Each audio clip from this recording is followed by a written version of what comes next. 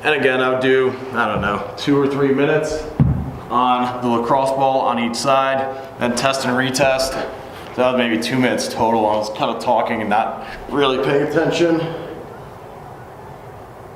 Boom. A little bit more range, looking right up Main Street.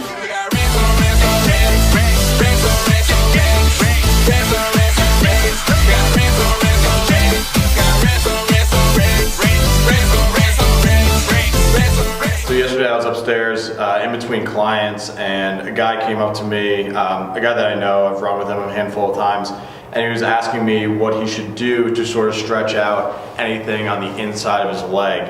So I had to proceed by asking a handful of questions, and the first one was, where does the pain sort of originate from and what were you doing? He said the pain was pretty high on the inside of his leg, and he pointed to basically the insertion of his hip flexor. So that was the first thing that sort of jumped out at me.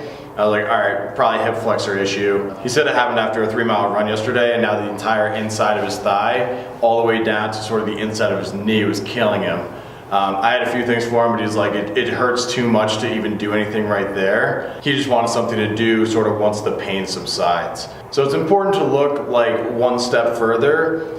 If you just try to like triage whatever the condition is and don't address the underlying problem, it's gonna continue to be a problem. And it's like, yeah, they'll know how to deal with it, but they'll always have to deal with it. Which is funny because yesterday I was thinking all about internal hip rotation for runners and I wanted to make a video, and then he comes up and asks me, what do you think the problem is? And I was like, I think it's your internal hip rotation. So the timing coincided pretty well. I'm gonna make a video about internal hip rotation for runners.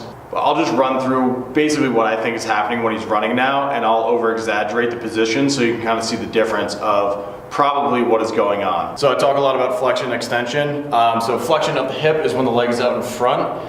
Anytime you're in flexion, the stable position is external rotation. Anytime you're in extension of the hip, the most stable position is internal rotation.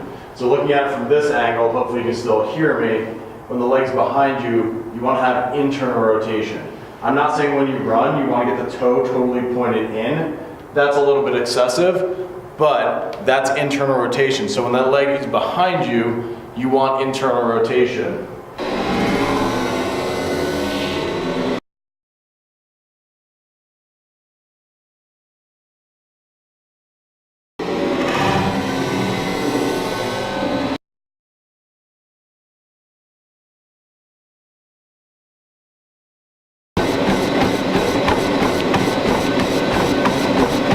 So when people are running and that leg gets into extension, kind of the furthest point back before the initial pull through, if you're lacking that internal rotation of the hip, you're gonna find that range by dumping the foot to the outside and going into external rotation, even though this is not the most stable position.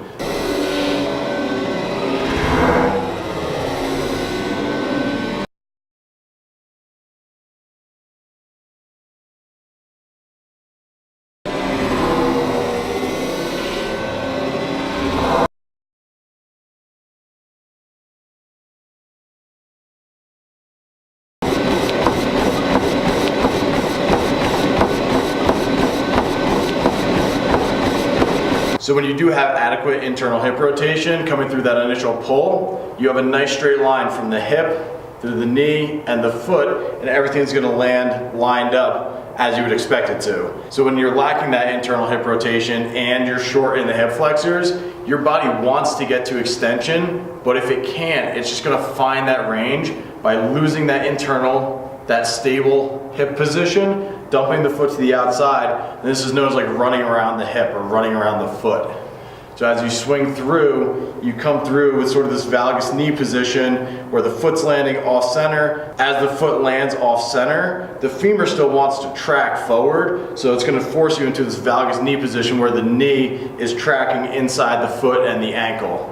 And again, I'm exaggerating this just so people can see it on camera. Not many people are gonna be in an externally rotated position this much as they come through and strike, but it's usually gonna be quite a bit more subtle than that, but just so you can kind of see it on camera.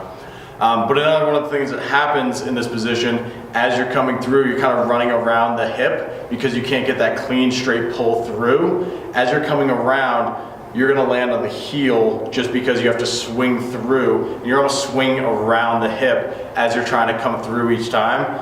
Landing into the heel, that's gonna put a lot of stress, and that's where you're gonna get some of that pain on the inside of the knee. Also, as you're pulling through in this position, instead of coming through in a nice straight line, when you're pulling through with a clean leg position, you're gonna be asking the hip flexors and the quads to do their job as they pull that knee through, and you're sort of running the wheel in a nice, efficient manner. If you're turned out to the side, you're no longer asking just your hip flexors and your quads to work. Now you're kind of recruiting this medial chain, kind of your adductors, to start pulling you through as well. So going back to this guy's issue, he's like everything hurts in here, it's super tight, but it starts up here. So yeah, he's starting with short hip flexors, then you're using your hip flexors while you're running, then downstream you're recruiting everything in this medial chain to help you pull through in that movement, and probably landing with a slight heel strike, which is going to put pressure into the lower knee.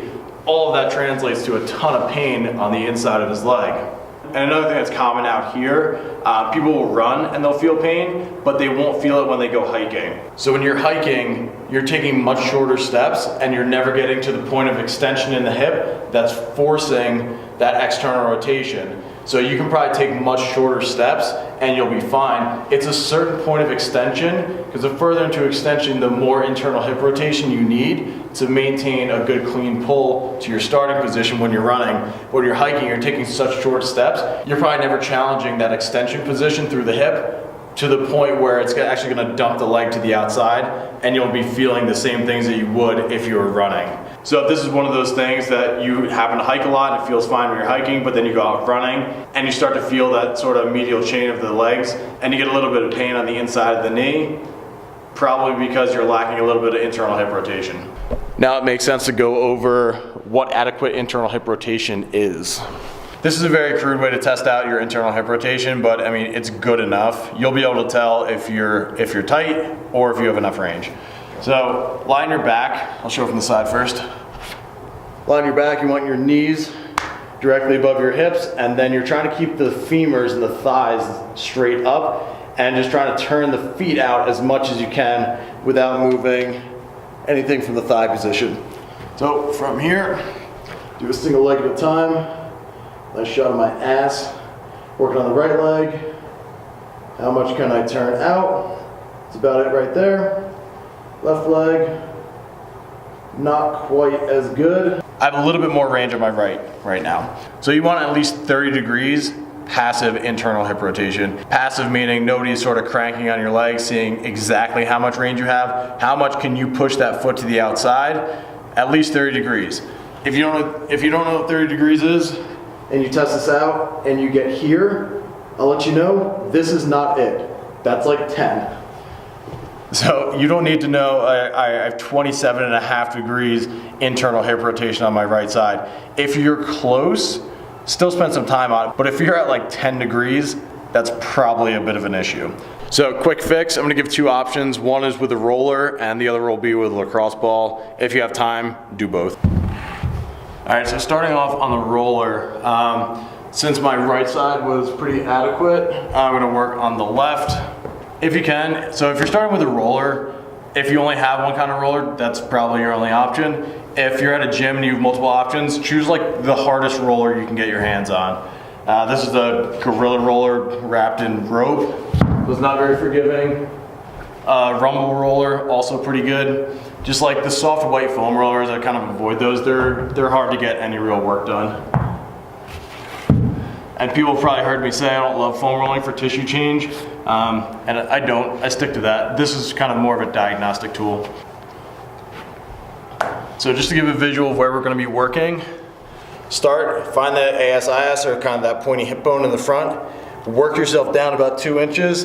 That's going to be like the iliacus. It's going to be like the outside of your hip flexor. Then from here, work all the way around to the side of your butt cheek. If you were to smack the side of your ass, anything within that palm print, pretty much fair game. So starting out front and working yourself all the way out to the side. That's where we're going to start on the roller.